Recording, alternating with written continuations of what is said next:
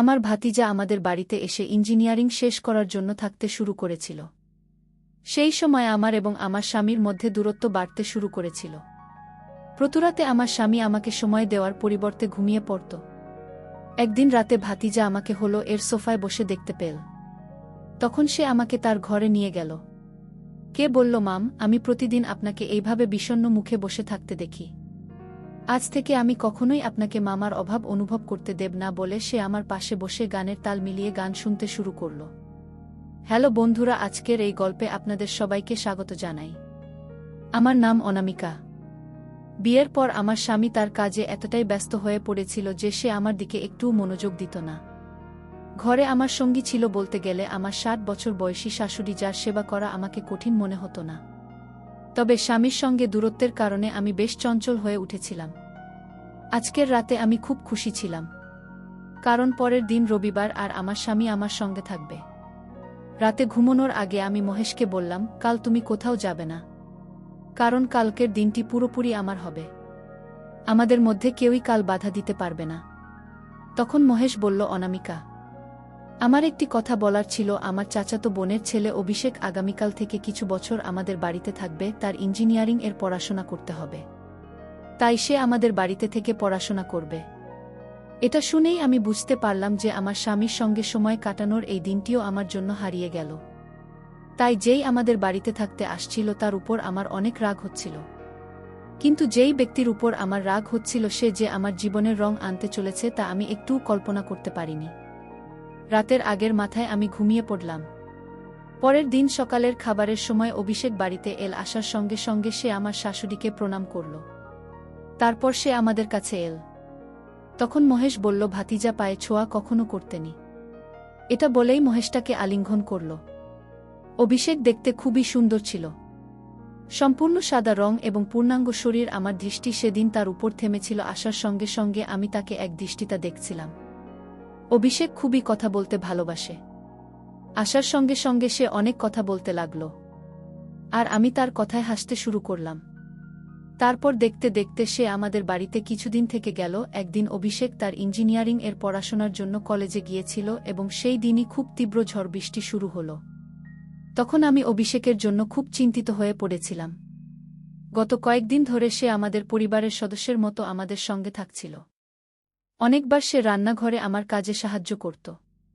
আমি অভিষেককে বারবার ফোন করছিলাম। সাধারণত সে সন্ধে 6টার মধ্যে বাড়ি ফিরে আসে, কিন্তু আজ 7টা বেজে গিয়েছিল আর সে এখনো ফিরে আসেনি। মহেশ আগেই ফোন করে জানিয়েছিল যে অতিরিক্ত বৃষ্টির কারণে সে কিছু সময় অফিসে থাকবে।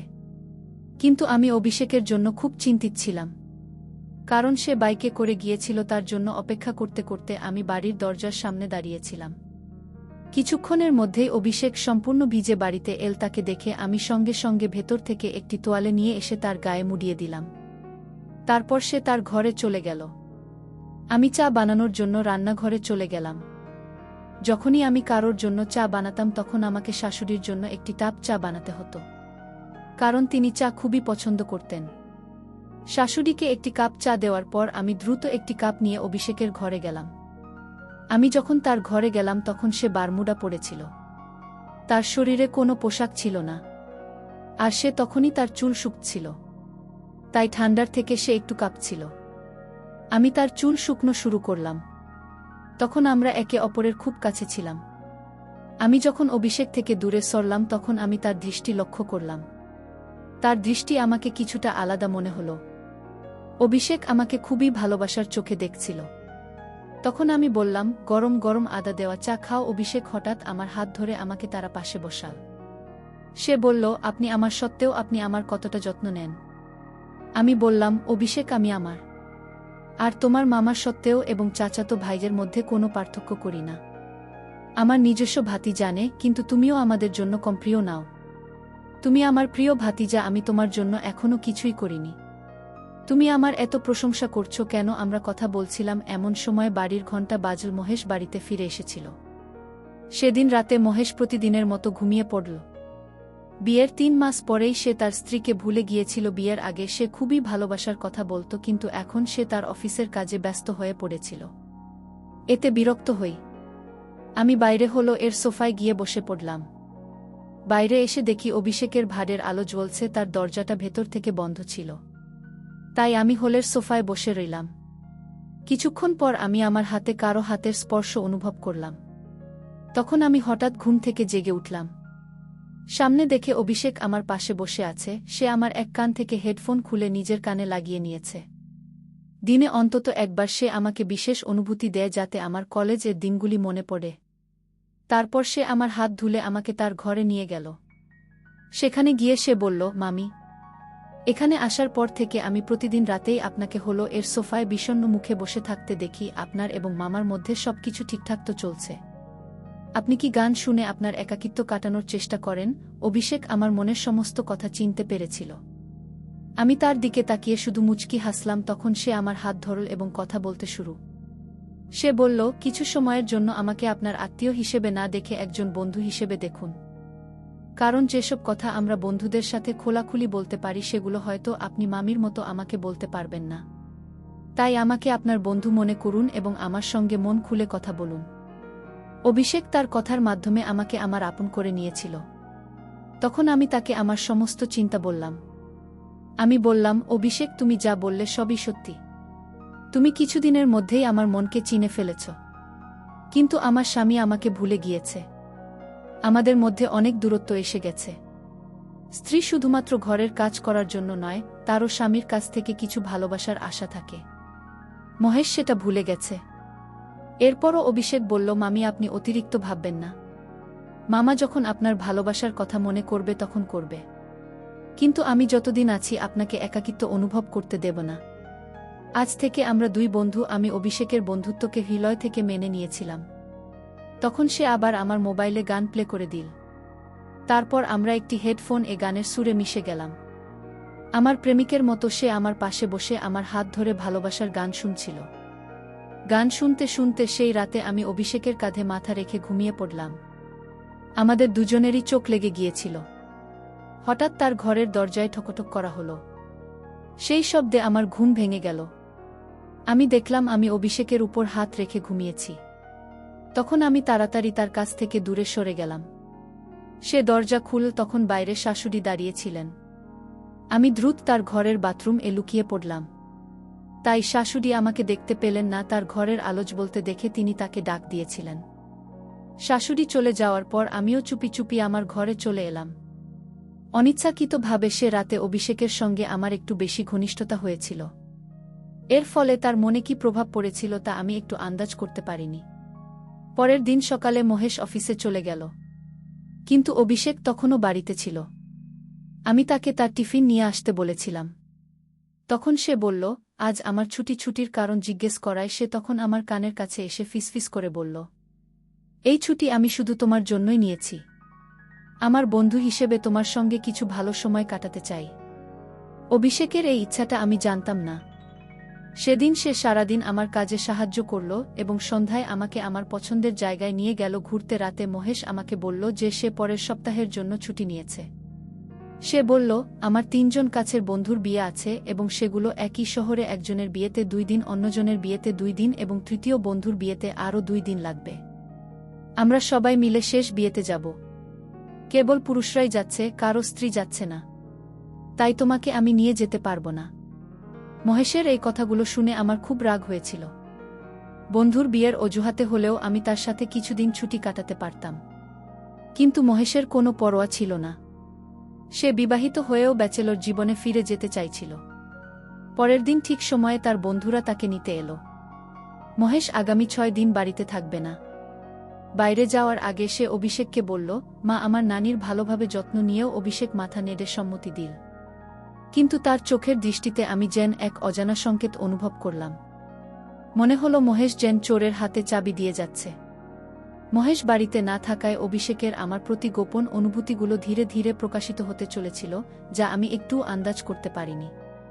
মহেশ বেরিয়ে যাওয়ার পর আমি কিছুক্ষণ বিশ্রাম নিতে আমার ঘরে চলে গেলাম। আমি তখন বিছানায় চাদর মুড়িয়ে শুয়েছিলাম। হঠাৎ অভিষেক আমার ঘরে চলে এলো। ভেতরে ঢুকেই সে দরজা বন্ধ করল আর আমার পাশে এমনভাবে শুয়ে পড়ল যেন সে আমার স্বামী। তখন অভিষেক বলল, অনামিকা মামি, তুমি ঘুমিয়ে পড়লে কেন? আমাদের কাছে এখন একটা দারুণ সুযোগ আছে। আমি তোমার জন্য একটা চমক রেখেছি। আমি সঠিক সময়ে আমার কলেজ থেকে ছুটি নিয়েছি। এবার তাড়াতাড়ি তৈরি হও, আমাদের বাইরে যেতে হবে। আমি বারবার জিজ্ঞাসা করছিলাম আমরা কোথায় যাচ্ছি, কিন্তু সে কিছুই বলছিল না। শুধু বলল, নানিকে বলো তুমি তোমার বন্ধুর বিয়েতে যাচ্ছ। আর সন্ধ্যার আগেই ফিরে আসবে। বাইরে বৃষ্টি হচ্ছিল, তাই সে আমাকে তার সাথে নিয়ে যেতে চাইল। শাশুমা আমাকে বিয়েতে যেতে অনুমতি দিলেন, যদিও আমি নিজেই জানতাম না কোনো বন্ধুর বিয়েতে যাচ্ছি। অভিষেক আমাকে তার বাইকে নিয়ে রওনা হলো। আধাপথি আমি লাভ বার্ডস পার্কের সাইনবোর্ড দেখলাম। তখন আমি অভিষেককে বললাম, তুমি কি আমাকে লোভে বোর্ড বারকে নিয়ে যাচ্ছ? এটা শুনেই সে বাইক রাস্তার ধারে নিয়ে গেল আর জোরে ব্রেক কষল। ফলে আমি পুরোপুরি তার উপর পড়ে গেলাম। পড়ে যাওয়ার ভয়ে আমি পিছন থেকে তাকে জোরে ধরে ফেললাম। বাইক থামাতে অভিষেক বলল, অনামিকা মামি, তুমি খুবই চতুর, তুমি ঠিক সাইনবোর্ড পড়েছ। আমি তোমাকে আজ একদিনের জন্য লাভ বার্ডস পার্ক এ নিয়ে যাচ্ছি। সবসময় রান্নাঘরে থাকার ফলে তোমার মনও যেন খিচুড়ির মতো হয়ে গেছে। আজ তোমার বন্ধু হিসেবে তোমাকে একটু বাইরের জগৎ দেখাতে চাই। কয়েক ঘন্টার মধ্যে আমরা লোভে বির্ডস পার্ক এ পৌঁছালাম। সেখানে আমরা অনেক মজা করলাম। একাধিক স্পোর্টস এ আমু অভিষেকের হাত ধরে ঘুরছিলাম। আর অনেকেই আমাদের দম্পতি ভেবে ভুল করেছিল। অভিষেক কখনো আমার কোমরে হাত দিয়ে, কখনো কাঁধে হাত রেখে আমার সঙ্গে ছবি তুলছিল। সন্ধ্যা 7টার আগে আমরা বাড়িতে ফিরে এলাম। বাড়ি থেকে বাইরে বের হয়ে আমি অনুভব করলাম যে বাইরের জগতেও একটি সুন্দর জীবন আছে। সেই রাতেই আমাদের কলেজের গ্রুপে আমার এক বান্ধবীর বিয়ের কার্ড এলো। বিয়েটা খুব তাড়াতাড়ি ঠিক হয়েছে। পরের দিনই বিয়ে। আমি ভাবছিলাম শাশুমাকে কি বলবো। সেই রাতে অভিষেক আমার ঘরে এলো। সে আমাকে সাহস দিল এবং বলল, যা সত্যি তাই বলে দাও। আমি শ্বশুরমাকে সত্যি কথাই বললাম। তিনি আমার কথায় বিশ্বাস করলেন। পরের দিন যখন আমি বিয়েতে যাওয়ার জন্য তৈরি হচ্ছিলাম, অভিষেক আমার আশপাশেই ঘুরছিল। সে কখনো আমার শাড়ির সাথে মিলিয়ে দুল এনে দিচ্ছিল, কখনো আমার ব্লাউজের ফিতা বেঁধে দিচ্ছিল, আবার কখনো আমার চুল ঠিক করছিল। তার হাত বারবার আমার পিঠে পড়ছিল। আমরা যেন এক প্রেমিক প্রেমিকার মতো একে অপরের খুব কাছাকাছি ছিলাম। অভিষেক আমার ছোট ছোট বিষয়গুলির খুবই যত্ন নিচ্ছিল। তার ভালোবাসা আমার মনকে ধীরে ধীরে দখল করে নিচ্ছিল। সেদিন আমি খুব সুন্দর করে সেজেছিলাম, তাই রিকশায় চেপে বিয়েতে গিয়ে আমি আমার মেকআপ নষ্ট করতে চাইনি। আমি মহেশকে আমার বান্ধবীর বিয়ের কথা জানিয়েছিলাম। বিয়েটা আমাদেরই শহরে ছিল, তাই মহেশ বলল, অভিষেককে সাথে নিয়ে বর গাড়িতে চড়ে যাও। অভিষেক এক পায়ে দাঁড়িয়েই আমার সাথে যে কোনো জায়গায় যেতে প্রস্তুত ছিল। সেদিনও সেজেগুজে আমার সাথে বের হলো অভিষেক। সেদিন খুবই সুদর্শন দেখাচ্ছিল। আমার দৃষ্টি তার উপর নিবদ্ধ ছিল। বিয়েতে আমি তাকে ড্রাইভার হিসেবে নিয়ে যাইনি, তাই তাকে সাথে নিয়ে বিয়ের হলে ভিতরে গেলাম। আমার অনেক বান্ধবী মহেশকে দেখেনি, তাই তারা অভিষেককে আমার স্বামী মনে করেছিল। তারা মজা করে বলতে লাগলো, তুই এমন একটা হিরেকে কোথা থেকে পেলি? কাশ আমাদের স্বামীও এত হ্যান্ডসমে হতো। তারা নিজেদের মধ্যে কথা বলছিল আর হাসছিল তাদের সন্দেহ দূর করতে। আমি বললাম, এটা আমার স্বামী নয়, এটা আমার ভাতিজা। কিছুদিনের জন্য আমাদের বাড়িতে এসেছে। তখন সবাই বলতে লাগল, তোর ভাগ্য এত খারাপ কেন? আমরা তো ভাবছিলাম অভিষেক তো স্বামী। কিছু বান্ধবী অভিষেকের চারপাশে জড়ো হয়ে তার সাথে কথা বলতে লাগল। সে খুব মিশুক ছিল। তখন আমার সবচেয়ে কাছের বান্ধবী আমার কাছে এসে নিজের সমস্যার কথা বলতে লাগল। সে বলল, আজকাল আমার স্বামী আমার কোনো খেয়ালই রাখে না। সে যদি আমার ভালোবাসার পরোয়া না করে, তাহলে আমিও তার জন্য ভাবব না। আমি এমন একজন প্রেমিক পেয়েছি যে আমার অভিষেকের মতোই যুবক আর সুদর্শন। কয়েক মাস ধরে তোমার সোশ্যাল মিডিয়াতে কোনো ছবি দেখিনি। মনে হচ্ছে তুমিও তোমার বিবাহিত জীবনে বিরক্ত। কেন তুমি মহেশের চিন্তা করে সময় নষ্ট করছো? তোমার সামনে ক্যাডবেরি থাকতে তুমি বিস্কুট নিয়ে বসে আছো কেন? যদি মহেশ তোমার পরোয়া না করে, তবে নিজের চাহিদা পূরণের জন্য অভিষেককে নিজের কাছে রাখো। আমি তো দেখছি অভিষেক তোমার প্রতি বেশ বিশ্বস্ত। এতগুলো মহিলার ভিড়ে দাঁড়িয়ে থাকা সত্ত্বেও তার চোখ তোমার উপরই পড়ছে। এখন তুমি আর কি নিয়ে চিন্তা করছো? জীবনের প্রেমের মুহূর্তগুলো অভিষেকের সাথে উপভোগ করে নাও। কিরণের কথাগুলো একদম ঠিক ছিল। সেই রাতে আমি নিজেই অভিষেককে আমার ঘরে ডেকে নিলাম। সে ঘরে ঢুকতেই আমি ইচ্ছে করে আমার প্রথম রাতে নাইটি পরেছিলাম। আমাকে দেখে অভিষেক তার চোখ থেকে ফেল। সে ঘর থেকে বেরিয়ে যেতে চাইল, কিন্তু আমি তার হাত ধরে টেনে ঘরের ভেতরে নিয়ে এলাম। তারপর আমি বললাম, অন্যায় অভিনয় বন্ধ করো। তোমার মুখে কতটা ভালোবাসা আছে তা আমি ভালোভাবেই বুঝেছি। এখন নাটক বন্ধ করো। এই শুনে অভিষেক বলল, অনামিকা মামি, কিছু কিছু জিনিসের মজা আমাকেও নিতে দাও। কেনবা তুমি এত ছোট পোশাক পরে আমার সামনে এলে? আগে তুমি সম্পূর্ণ গা ঢাকা পোশাক পরে এসো। সবকিছু যদি আগে তুমি নিজে করে ফেলো তাহলে আমি কিভাবে তোমাকে আনন্দ দেব? সে ঠিকই বলেছিল, আমাকে অভিষেকের সঙ্গে ছোট ছোট বিষয়গুলোতে ভালোবাসার স্বাদ নিতে হবে। তখন আমি ঢাকা পোশাক পরে এলাম। তারপর অভিষেক আমাকে তার বুকে টেনে নিল। সে আমার সঙ্গে কথা বলতে শুরু করল। কিছুক্ষণ পরেই আমাদের গভীর আলাপ চলছিল, যা আমার জানা ছিল না। তখনই শাশুমার গলা শোনা গেল। তিনি আমাকে তার হাঁটুতে তেল লাগানোর জন্য বললেন। না চাইলেও আমি 15 মিনিট ধরে তার পায়ের মালিশ করলাম। তারপর যখন আমি আমার ঘরে ফিরে এলাম, অভিষেককে সেখানে দেখতে পেলাম না। তার ঘরে গিয়ে দেখলাম সে ঘুমিয়ে পড়েছে। পরের দিন সকালে আমি অভিষেককে একটু রাগান্বিত দৃষ্টিতে দেখছিলাম। আমি রান্নাঘরে কাজ করছিলাম। তখন সে আমার কাছে এসে পিছন দেখে জড়িয়ে ধরে বলল, অনামিকা মামি, রাগ করার কোনো প্রয়োজন নেই। আজ আমি তোমার জন্য একটা রোমান্টিক চমক রেখেছি। আজকের রাত পুরোপুরি তোমার আর তুমি আমার। আমি বুঝতে পেরেছিলাম অভিষেক আমার চেয়েও বেশি রোম্যান্টিক। রাতে আমি ভালোভাবে সেজে উঠলাম এবং শাশমাকে ঘুমের ওষুধ খাইয়ে দিলাম যেন তিনি রাতে আমাদের বিরক্ত না করেন।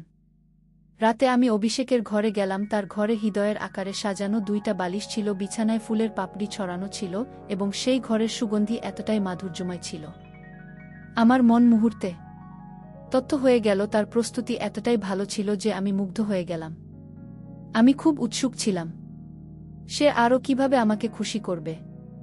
কিন্তু ঘরে অনেক সাজসজ্জা থাকলেও সে কোথাও দেখা যাচ্ছিল না। আমি তাকে বাথরুমেও দেখলাম না। তার ফোনও লাগছিল না। কে সে আমার সঙ্গে মজা করেছে? তখন আমার মন কিছুটা ভারাক্রান্ত হয়ে গেল। তখনই আমার নজর পড়ল তার বিছানা। সেখানে একটি চিঠি রাখা ছিল।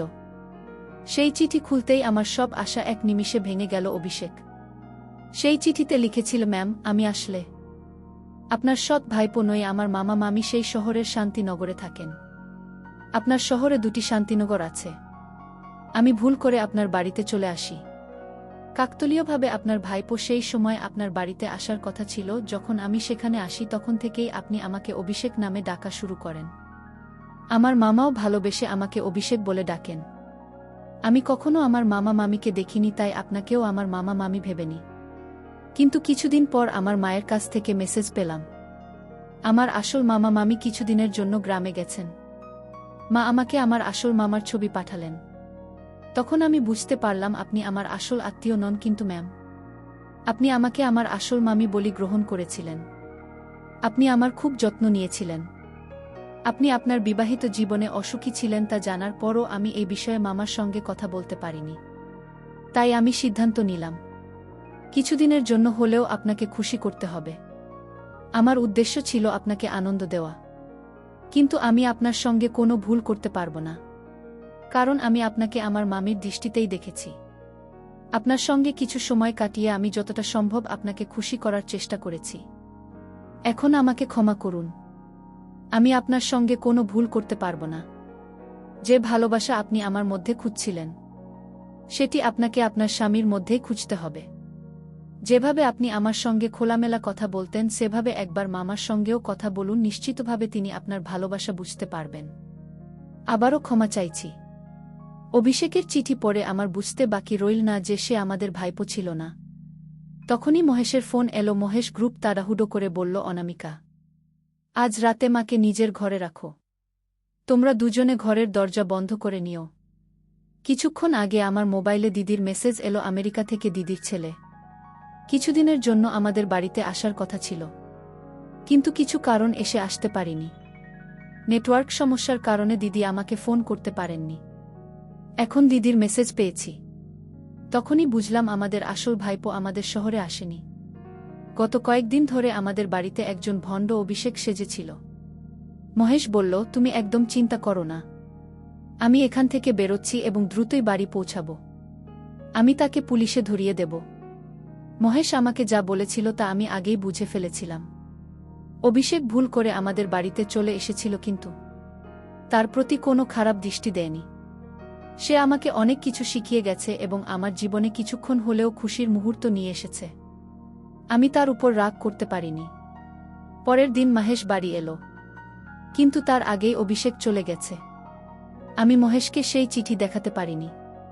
আমি তাকে জানালাম অভিষেক আমার সামনেই স্বীকার করেছে যে সে ভুল করে আমাদের বাড়িতে চলে এসেছে এবং তারও আমাদের মতোই ভুল ধারণা হয়েছিল সেই কদিনে আমাদের বাড়িতে কিছুই করেনি। তাহলে আমরা কোনো অধিকারে তাকে পুলিশে ধরিয়ে দেব? মহেশ আমার কথা বুঝতে পেরেছিল। অভিষেক একটি ভালো পরিবারের ছেলে ছিল। সেই দিনই অভিষেক তার আসল মামা মামির সঙ্গে আমাদের বাড়িতে ক্ষমা চাইতে এলো। যা কিছু ভুল বোঝাবুঝি হয়েছিল সেসব বলে দিল। তখন মহেশ তাকে ক্ষমা করে দিল, কারণ অভিষেক একটি ভালো পরিবারের ছেলে ছিল। সে আমাদের থেকে ক্ষমা চেয়ে চলে গেল। সে ভণ্ড হয়ে এসেছিল, কিন্তু আমার জীবনে কিছুক্ষণ হলেও ভালোবাসার মুহূর্ত এনে দিয়েছে। সে আমাকে সত্যিকারের ভালোবাসার অর্থ শিখিয়ে দিয়েছে। সে আমাকে এটা শিখিয়েছে যে সবসময় সবাই আমাদের মনের কথা বুঝতে পারে না। যদি কেউ আমাদের অনুভূতি বুঝতে না পারে, তাহলে আমাদের সেটা প্রকাশ করতে হবে যাতে অপর ব্যক্তি বুঝতে পারে আমাদের কি প্রয়োজন। আমি কতটা একা হয়ে পড়েছিলাম, এটা সব আমি মহেশকে জানিয়েছিলাম। সেই দিন থেকে প্রতি 3 মাস অন্তর আমরা স্বামী স্ত্রী মিলে কোথাও না কোথাও বেড়াতে যাওয়ার পরিকল্পনা শুরু করলাম। মহেশ আমাকে সময়ও দিতে শুরু করল। শিক্ষণীয় বিষয়, যদি কেউ আমাদের অনুভূতি বুঝতে না পারে, তাহলে আমাদের সেটা প্রকাশ করতে হবে। কারণ আলাপ আলোচনা এবং সত্যিকারের সৎপথে চললে সম্পর্ক আরও মজবুত হয়।